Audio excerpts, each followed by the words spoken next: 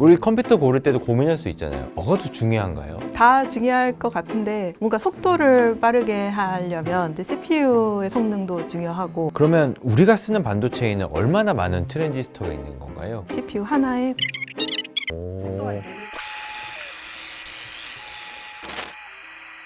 퇴근 시간에 보는 테크 영상. 퇴근 시간에 임경혁 기자입니다. 반갑습니다.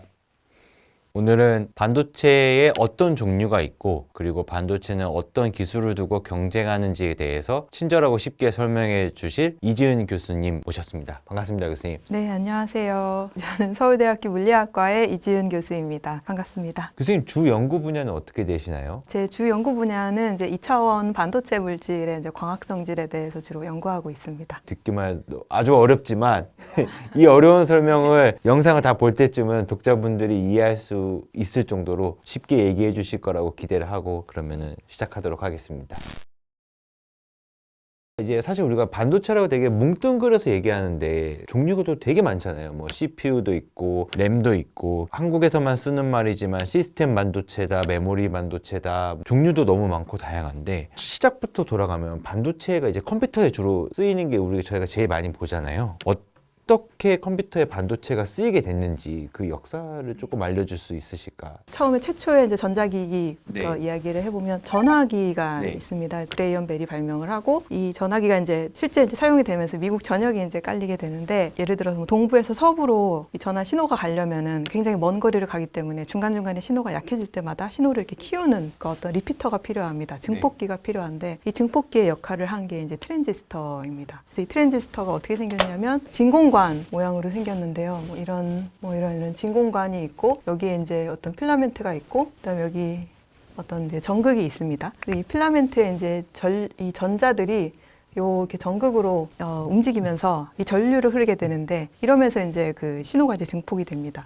근데 이 중간에 어떤 그 전극판이 있어서 이 전극판에 신호를 아주 작은 신호를 주면은 이 전류를 훨씬 잘 흐르게 할 수 있어요. 그래서 이게 이제 일종의 이제 트랜지스터가 되는 건데 이런 그 진공관이 이제 생기고 나서 그러고 나서 이제 이런 그 전화망이 굉장히 이게 잘 이렇게 구축이 됐습니다. 근데 이제 이걸 가지고 만든 게 ENIAC 최초의 컴퓨터예요. 근데 최초의 컴퓨터를 이제 이런 트랜지스터를 가지고 만들었는데 거의 뭐 이 방만하게 굉장히 큰 성능은 별로 안 좋았죠. 그리고 이제 뭐 어떤 계산 종류가 만약에 바뀌면 전선을 다 뽑아서 다시 연결하고 막 이런 것들을 해야 됐다고 합니다. 문제가 좀 있었습니다. 왜냐하면 이게 필라멘트의 온도가 굉장히 높아야 되니까 굉장히 발열이 심하고 그리고 필라멘트가 뭐 고장 날 수도 있고 그리고 뭐 이 전압을 이제 굉장히 많이 가해야 되기 때문에 전기 소모가 이제 크고 그래서 이제 그런 문제가 있어서 이거를 좀 대체할 수 있는 어떤 물질을 만들어 보자라고 해서 이 벨이 이제 어떤 연구소를 이제 꾸렸는데 벨랩이라는 지금도 되게 유명하죠. 벨 연구소로 해가지고 네. 이 벨랩에서 그러면 이걸 대체할 수 있는 걸 만들어 보자라고 해서 반도체 트랜지스터가 이제 나오게 됐습니다. 반도체인 절메늄에다가 이제 금을 이렇게 붙여서 트랜지스터를 만들었는데 이거랑 되게 구조가 비슷해요. 그래서 어떤 반도체에 이렇게 기판이 있고 여기에다 이제 그 금을 이렇게 붙입니다. 그런 다음에 이제 금에다 이제 이 전류를 가하면 이 전자가 이렇게 흐르게 되는데 이때 흐르는 전자를 작은 그 전압으로 제어할 수 있는 뭔가가 이제 필요한데 그게 이제 여기에서 이 다른 전극이 있고 여기에서 가해지는 전압으로 요 게이트 전압인데요. 게이트 전압으로 요 흐르는 전류의 양을 조절을 할 수가 있습니다. 그래서 게이트 전압 굉장히 작은 볼티지를 가지고 이 전류를 껐다가 켰다가 네. 껐을 때가 0이고 켰을 때가 1인 상태로 이렇게 제어를 할 수 있는 트랜지스터가 이렇게 만들어지게 되었습니다. 그러면 껐을 때가 오프가 0, 전류가 흐를 때가 1인 거죠. 그러면 컴퓨터에 0과 1이 왜 필요한가요? 컴퓨터의 이제 모든 계산은 다 이진법으로 합니다. 그냥 10진법으로 우리가 일반적으로 쓰는 숫자를 전부 다 이진법으로 바꿔서 그 모든 계산을 다 해요. 그러면은 저희가 윈도우에 문자를 입력을 하더라도 그거를 전부 다 컴퓨터는 이진법으로 바꿔서 입력을 하는 건가요? 네, 네. 그럼 이제 윈도우 같은 데 보면 이제 그림도 있고 이런 것도 있는데 그것도 사실 전부 다 뒤에서는 숫자다. 그렇기 때문에 이 1과 0을 무수히 많이 표현하면 그걸 다 읽고 표현하는 거군요. 그러면 우리가 쓰는 반도체에는 얼마나 많은 트랜지스터가 있는 건가요? 트랜지스터가 굉장히 많은데 지금 이제 나오는 CPU에는 CPU 하나에 100억 개 넘는. 이 CPU 되게 조그맣잖아요. 근데 그 안에 100억 개면 트랜지스터 하나의 크기는 얼마나 작은 거예요? 눈으로 볼 수 있나요? 굉장히 눈으로 볼 수 없습니다. 현미경으로도 보기가 어려운데 굉장히 특별한 종류의 현미경이 있어야 돼요. 그래서 거의 뭐 나노미터라고도 하는 굉장히 작은 사이즈. 방금 CPU라는 걸 말씀해 주셨는데 저희가 이제 사실 반도체가 종류가 되게 많다 보니까 사람들이 헷갈려 해요. 근데 이제 먼저 이제 좀 친숙한 반도체인 그래도 CPU? 저희가 옛날에 586, 386, 펜티엄 요새는 이제 조금 더 전문적인 단어로 뭐 코어 이런 것도 막 있고 얘기를 하는데 CPU가 어떤 장치이고 이게 왜 쓰이는지부터 조금 얘기를 해 주실 수 있나? 네. 그래서 CPU가 이제 풀었으면 이제 센트럴 프로세싱 유닛 이라는 걸로 중앙 처리 장치입니다. 그래서 우리 뭐 뇌를 이야기를 한다면 뇌에도 이제 사고를 담당하는 중추가 있고 뭐 기억을 담당하는 중추가 있고 이렇게 나눠져 있잖아요. 역할 분담이 이렇게 돼 있는데 컴퓨터도 마찬가지로 어떤 그 정보를 처리하는 부분이 있습니다. 그래서 그 부분이 이제 CPU에 해당을 하고 거기에서 이제 값들을 가져와서 계산을 하고 다시 이제 그 값을 다시 내주고 이런 역할들을 이제 하게 됩니다. 그러면은 계산이라고 하면은 그 다른 장치들이랑 역할이 다른 건데 그럼 계산이라고 하면 이게 뭐 연산이라고 한다면 그럼 연산 말고 다른 역할을 하는 반도체들도 있는 건가요? 네, 다른 역할을 하는 기억을 하는 그러니까 메모리 장치도 이제 있게 됩니다. CPU 말고 뭐 메모리라고 이야기하는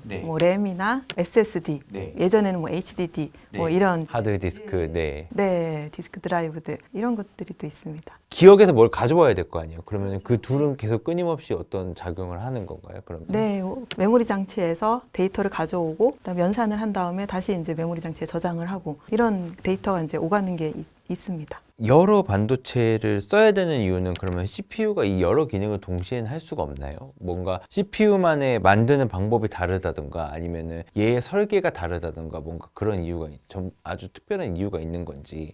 이게 좀 효율적으로 모든 계산을 이제 하기 위해서 그 구조가 나온 것 같은데요. 아까도 말씀드렸지만 뭐 애니악 같은 컴퓨터는 그 새로운 계산을 하려면 다시 전선을 다 뽑고 다시 이제 만들어야 되는 그런 문제가 있었잖아요. 그래서 그 이후에는 이제 그 계산을 하는 부분은 따로 있고 그다음에 그 어떤 정보를 저장하는 부분은 따로 있어서 그때 필요한 프로그램이 바뀌거나 필요한 데이터가 바뀔 때마다 그냥 메모리에서 가져오기만 하면 되니까 가져와서 연산을 하는 부분에서는 연산을 하고 내보내면 되니까 이렇게 역할을 구분을 하게 이제 만들어졌고 처음 이런 구조를 이제 만든 사람이 이제 폰 노이만 그래서 이 폰 노이만 수학자이면서 물리학자이면서 컴퓨터 공학자이면서 이분이 폰 노이만 구조라고 해서 이렇게 만들어서 컴퓨터의 기본 구조가 그럼 일종의 분업화군요. 그렇게 되면은 이 분업화에서 그러면은 점점 이 CPU도 발전이 되고 램도 그럼 발전이 되는데 우리 컴퓨터 고를 때도 고민할 수 있잖아요. 뭐가 더 중요한가요? 다 중요할 것 같은데 뭔가 속도를 빠르게 하려면 CPU의 성능도 중요하고 일 처리의 속도. 네. 근데 CPU의 속도도 중요하지만 CPU가 이제 계산을 할 때도 데이터를 잠깐 저장해 놓는 장소들이 필요합니다. 한 번에 다 못하니까 이만큼 하고 나머지는 저장해 놓고 다시 불러왔다가 또 이만큼 하고 또 하고 이렇게 왔다 갔다 하는군요. 네. 그래서 그 저장 장치 중에 이제 램이 있었고 아까 뭐 SSD가 있었는데 그 램 같은 게 이제 단기 기억 장치가 돼서 이제 CPU에서 필요한 데이터를 이제 거의 저장했다가 또 불러왔다가 하면서 이렇게 그 CPU랑 이제 같이 돌아가는 저장 장치가 되고 이제 SSD는 그거보다는 이제 장기 기억 장치가 돼서 각각마다 이제 필요한 게 다른데 SSD는 뭐 용량이 좀 크거나 뭐 이런 게 이제 집적을 많이 하는 게 중요하고 CPU는 설계를 이제 잘해서 계산이 이제 효율적으로 되게 하는 게 이제 중요하다고 하는데 뭐 또 그리고 이제 코어 개수가 이제 많으면은 코어라는 게 이제 어떤 한 계산을 하는 독립된 이제 처리 장치가 되는데 코어가 이제 많으면 동시에 여러 계산을 이제 한꺼번에 하니까 속도가 좀 더 빨라지고 컴퓨터 요새는 거의 다 인텔 이렇게 딱 붙어 있고 여기 보면 i3라고 한 다음에 컴퓨터 사양 보시면 많이 보셨는데 4코어 뭐 이런 식으로 이 뒤에다가 이 항상 붙어 있잖아요. 그러니까 뭐 칩 이름 이름에 옛날에 펜티엄이었고 요새는 뭐 357 뭐 이런 식으로 되어 있는데 이 코어라고 되어 있는 게 실제로 그러면 이게 CPU라고 하면은 이 안이 다시 쪼개져 있는 건가요? 네, 네, 맞습니다. 이 안이 다시 쪼개져 있어서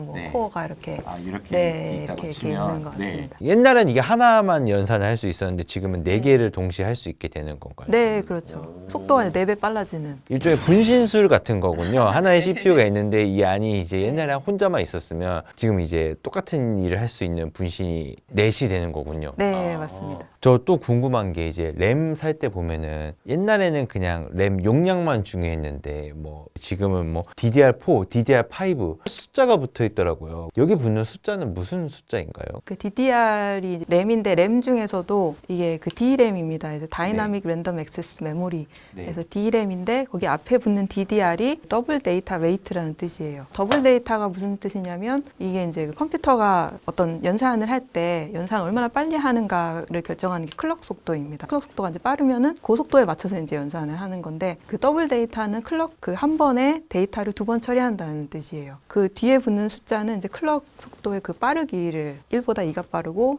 3, 4, 5로 가면서 이제 점점 빨라지는데 4일 때가 그 3000 메가헤르츠 정도 되고 5일 때가 이제 5000 메가헤르츠에서 속도가 점점 빨라진다. 기본적으로 그러니까 지금 요새 쓰고 있는 DDR 램이라는 거는 데이터를 한 번에 2개를 처리할 수 있는 구조로 되어 있다. 그래서 지금 5 DDR5는 5000MHz라는 컴퓨터의 속도를 나타내는 클럭이라는 거를 재는 일종의 단위인데 이제 그게 이제 거기까지 도달했다 해서 더 그 높을수록 그 높은 숫자가 되는 거군요. 네, 저희 1부에서는 반도체의 개략적인 역사 그리고 CPU나 램처럼 저희가 기사에서 보는 여러 반도체가 어떻게 해서 이런 이름이 붙게 됐고 어떤 종류가 있는지에 대해서 알아봤습니다. 2부에서 저희는 반도체 기술 경쟁에 대해서 얘기해 보도록 하겠습니다. 고맙습니다.